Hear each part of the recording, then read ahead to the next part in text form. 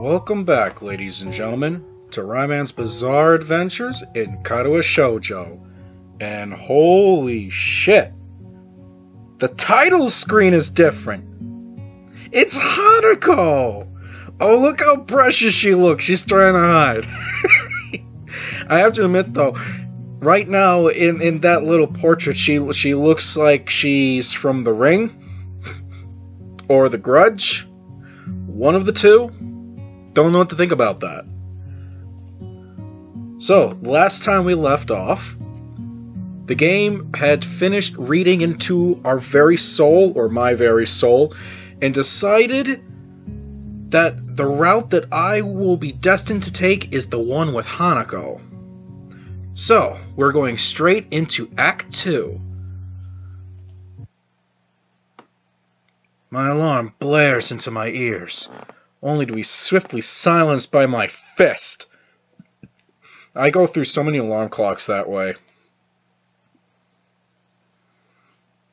My body switches into auto mode, carrying my subconscious self out of bed and into my uniform. As always, my bottle of happy pills sits on my desk patiently, waiting for me to take them and pick out my daily dosage of medicine. 17 pills a day. 17 pills a day! Holy shit, man! You're kinda on par with some other people I know in my life, but whoo. Before I know it, I'm opening the door to Class 3-3. Glad to see that I'm not the only one who seems to be a little hungover from the festival week. Every face in the classroom looks gaunt. With the festival now over, it's as if everyone's life dreams had been achieved. Oh man, that's kind of sad to think about. Your life's dream is to have a pleasant school festival. Maybe it's just Japan, I don't know. With nothing left to live for! Oh, that's cutting so deep. The students have relied on instincts alone to guide them to class. Or maybe I'm just reading too much into it. I think you're reading too much into it. Keep in mind, it's like a Monday morning, dude. I slowly make my way to my seat, and it's only then I realize why the room is so peaceful. It's probably because there's no Misha in it. The seats beside mine are blissfully empty. The world's...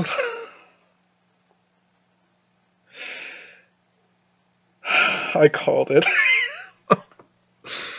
Oh, the world's loudest interpreter for the deaf has yet to arrive.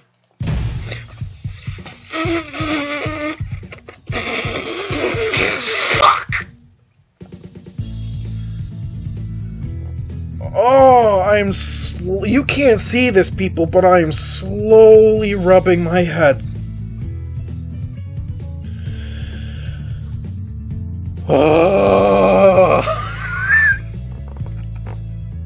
This woman is the bane of my existence at this point.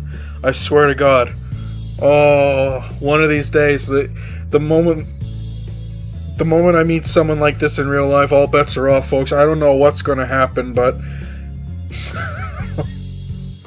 I'm going to probably just grab them by their twin drills and just start spinning until I eventually let go and set them flying. Just as I am about to sit down, the door flies open, revealing a resplendent Misha. Drills bobbing from the dramatic entrance and arms stretched towards the sky. I bet she's pointing straight to the sky, because her fucking hair is going to be what drills through the heavens.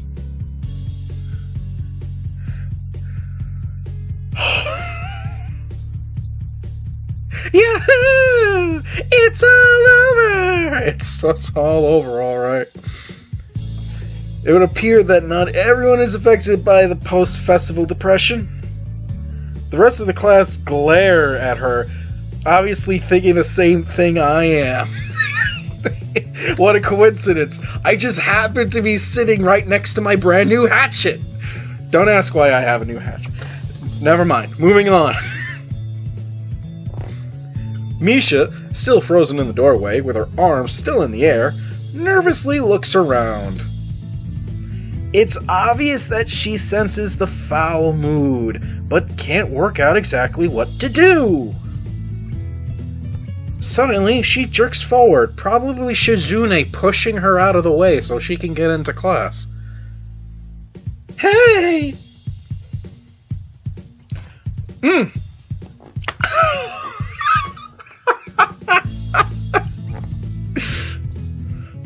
How old is this game again? Are we sure it's even old? Because I'm convinced at this fucking very moment that it's being made as I read it.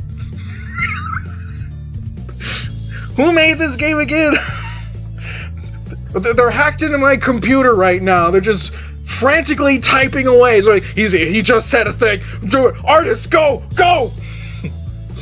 As the students in the as she stumbles into the classroom, she reveals Shizune, arms still extended from where she shoved Misha.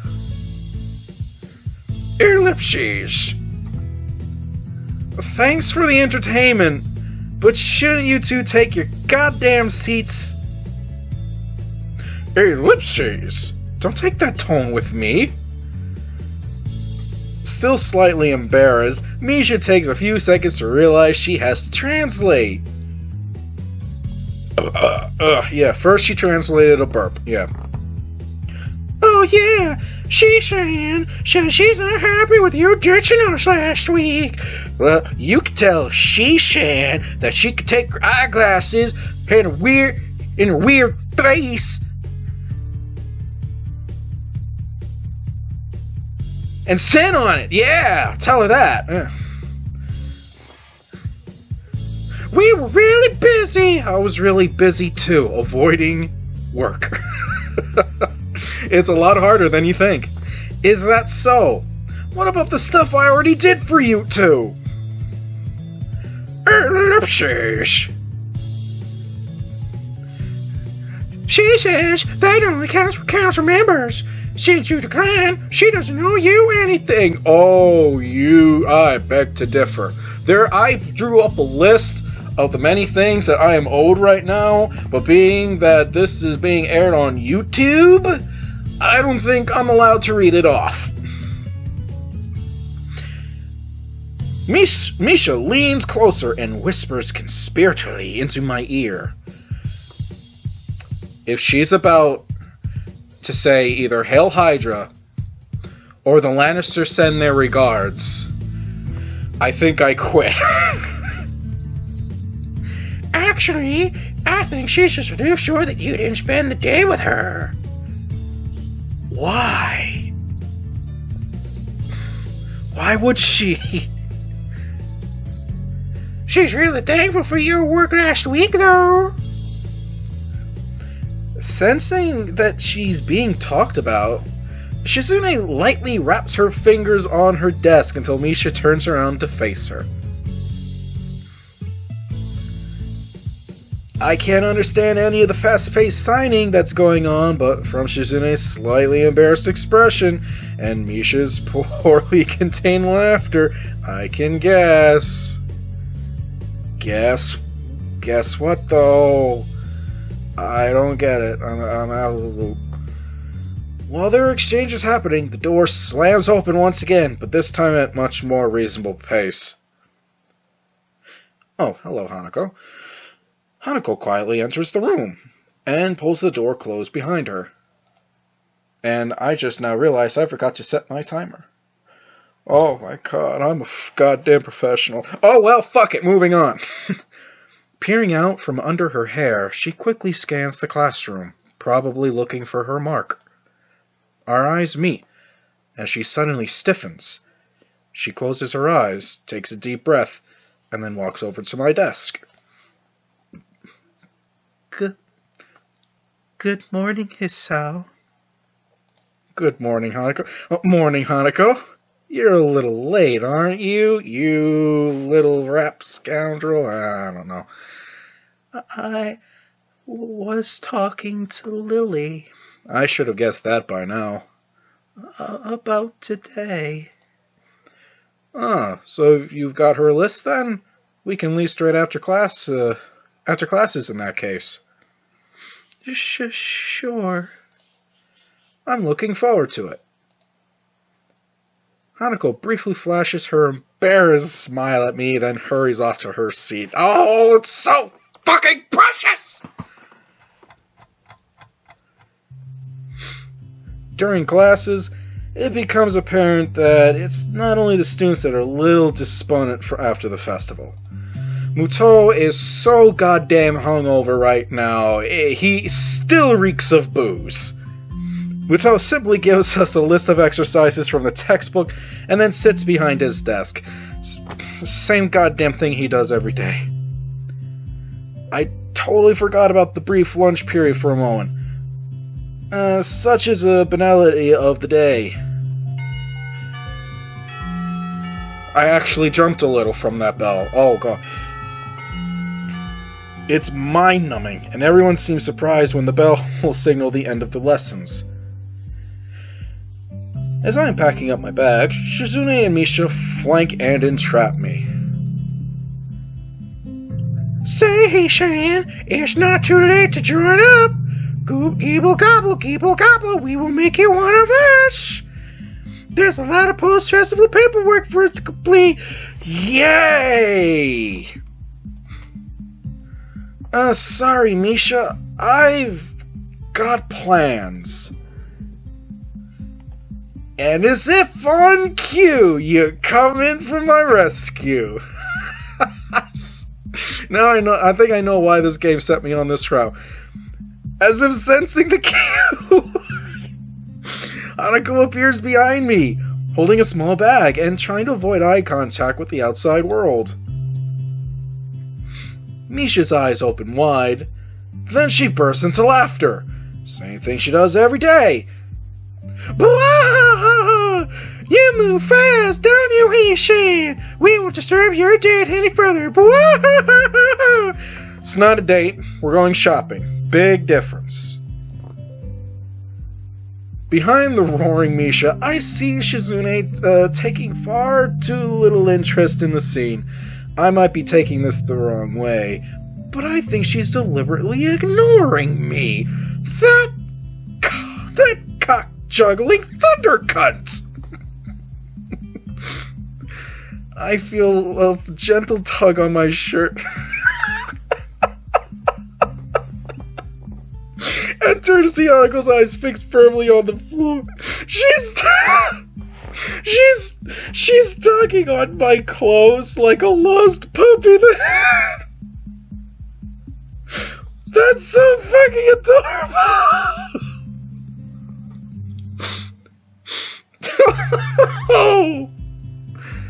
Oh, let's go shopping. Let's... Gotcha.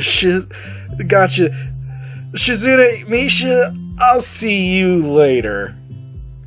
And I'm still not interested in the council.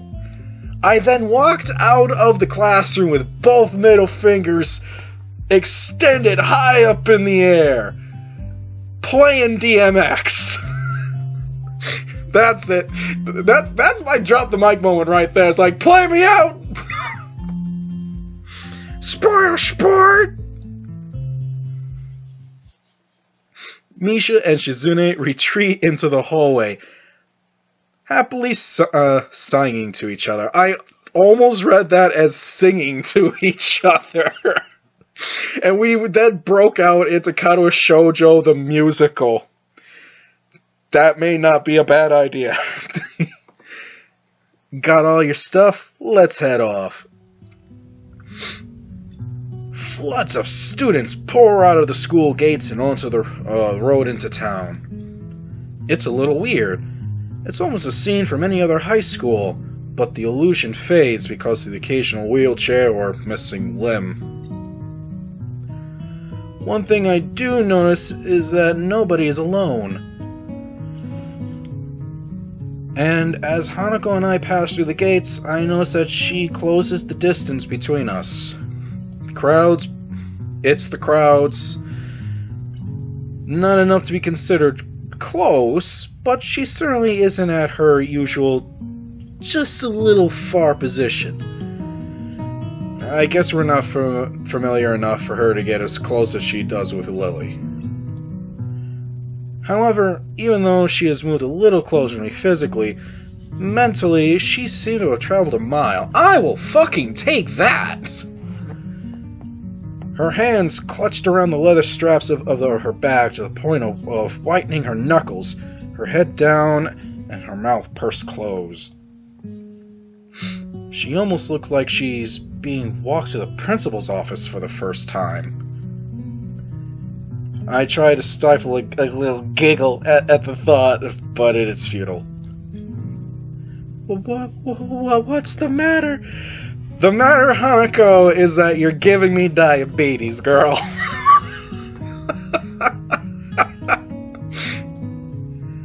I guess there's no point in hiding it. Sorry. For a second there, it looked like you were getting in trouble. What do you mean? What do you mean? I think you need to relax a little. We're not going too far, and it's only students around, right? Right. I mean, it's not like we're walking down into Raccoon City. Unless that somehow worked into the story. It bothers me a little to see Hanako so worked up. And you do this every week, don't you? Yes, with Lily. Of course, with Lily. I wonder, has she ever left this school without her? It doesn't seem like much at first glance, but Hanako's dependence on Lily is absurdly heavy. If she can't even handle leaving the school without her, how would she have managed to survive if the two had never met? Would she have found someone else to latch on to? And what drew her to Lily? Was it her lack of eyesight? Or was Lily just kind enough to lend a hand? Probably column A, column B? I wonder if anyone would have fit the bill. Well, I'm here. Besides, we're not going far. It'll be over before you know it. Hanako's knuckles slowly regain their color as she tries to hide a small smile, but the effort of that seems to prevent further conversation. We traveled, side by side, down the winding road towards the town. The crowd of students thins as we continue along the sidewalk. Faster the students rush ahead, and the less mobile ones fall behind, verifying the crowd into nothingness, and the ones left behind are slowly picked off by the undead monstrosities that lurk in the woods. By the time we reach the convenience store, we are practically alone. Using me as a shield between herself and the attendant, Hanako moves through the narrow aisles, adding an assortment of items to her basket. Bread, milk, tea. Thyme? I'm just gonna go with thyme. Why not? If it's wrong, sue me later. But we're running out of time.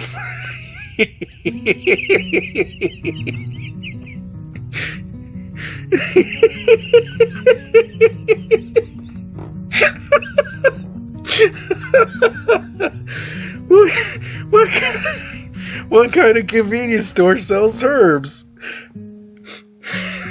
Why do they sell herbs? What did we magically write in Raccoon City? I'm gonna freak in a moment. Then again, nothing about this town seems normal, which may not be such a bad thing in retrospect. Everything is so different and uncomfortable, dwelling on such matters isn't really an option. When I think about that, it reminds me of Hanako. No matter how much you try, you can't escape her scars. They still interrupt my train of thought when I see them. As much as I don't want to admit it to myself, I think I'm forcing myself to try and ignore them. Not that I'm scar-free myself. The jagged line down my sternum will never completely fade away. I just have the luxury of being able to hide it easily. But, in a way, both of our scars remind me that we're all in this place for a reason. Ellipses.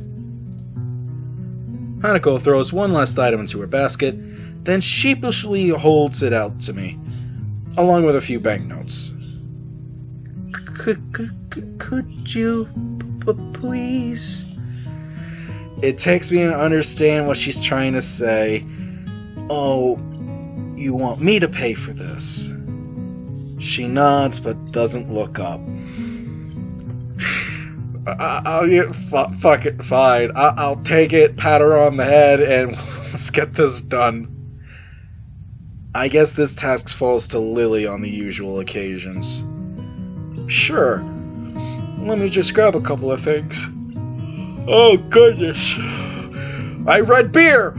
I understood something! Did I point that out before? I don't remember. I would have to look back on the videos.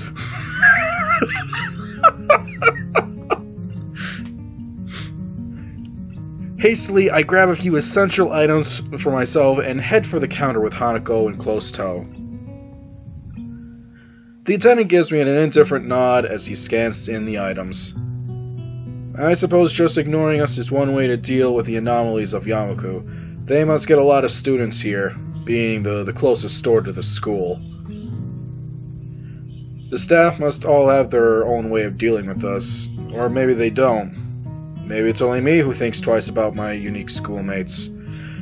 Yeah, probably that one, you motherfucker. I don't know.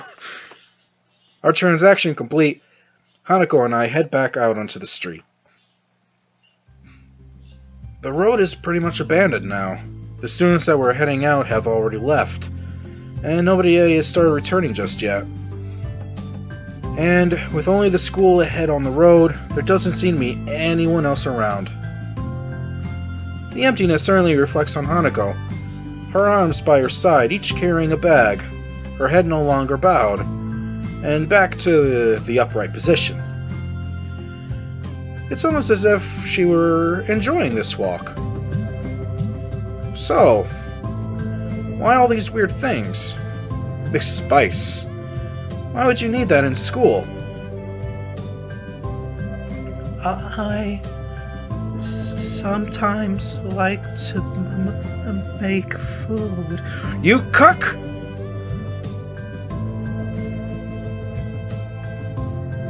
Okay, I have no idea why I totally blanked right there. I think the only thing, like, just Hanako just mentions food, and my mind went, what? What? Well, yeah, so do I, but spices? That's a little more advanced, don't you think? Not really. Well, I think it's cool. You'll have to teach me one day. Sure. She doesn't seem all that sure, but pushing the point doesn't seem all that wise. At the very least, she seems a great deal happier than she did on the walk down here. That alone makes me a little happier. Outside the girls' dorm, Hanako and I sort out the grocery bags with our respective purchases. In comparison, my things look positively plain. I tell you, you're putting me to shame here. No, I'm not. I'm only joking. Calm. I have a stack of homework that I skipped last week, so I must leave now. Will you be alright getting that to your room? Yeah. Sure? Okay then. I'll see you tomorrow. goodbye. We part ways, and I return to my room. Piles of papers sit upon my desk, begging to be completed. With the entire ruckus of the last week, I barely had any time to catch up. I try to keep up with my studies while I was in the hospital, but some of this stuff I've never seen before, even back in my old school. Totally unprepared, I pop the top of a can of drink and get to work. Ooh, okay, that's the end of a chapter.